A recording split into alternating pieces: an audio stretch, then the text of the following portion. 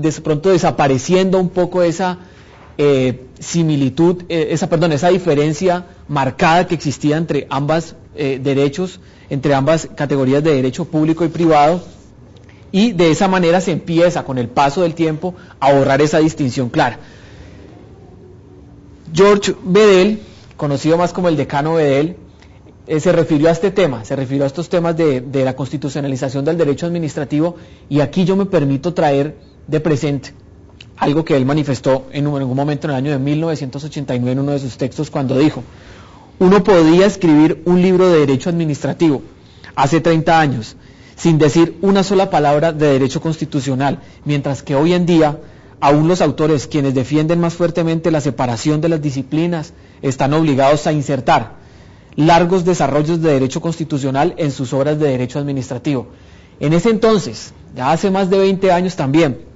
dijo George Bedell entonces estas palabras, que hoy significan y que denotan claramente que cuando se habla de derecho administrativo, o cuando se trabaja en esta área del derecho, o cuando se pertenece a las instituciones públicas que ejercen esta área del derecho administrativo, jamás y de ninguna manera puede escindirse ese derecho constitucional del derecho administrativo. Están íntimamente presentes, e incluso dice él que quienes pretenden desarrollar con más claridad los presupuestos que dicen que la separación debe existir, obligatoriamente casi siempre se van a referir a temas de derecho constitucional. En ese proceso de constitucionalización entonces, que empezó en la fecha que mencionamos anteriormente, hubo dos resultados de ello. Uno fue la acumulación de normas constitucionales y otro fue la difusión de normas constitucionales, dos aspectos que se presentaron históricamente pues en ello.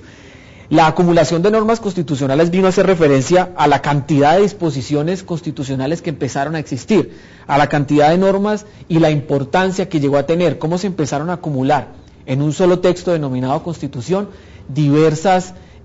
conceptos, principios y derechos constitucionales. Asimismo, la difusión de normas constitucionales, es decir, las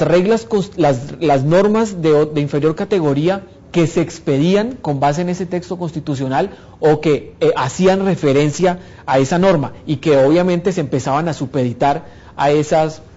presupuestos constitucionales, esas disposiciones mismas. Entonces, en uno se acumulaban en un texto mismo y en la otra empezaba a haber una difusión constitucional en las diferentes ramas del derecho o áreas del derecho, como es la administrativa, por ejemplo. Esa constitucionalización entonces, con esos dos aspectos, llega a tener desde luego unos efectos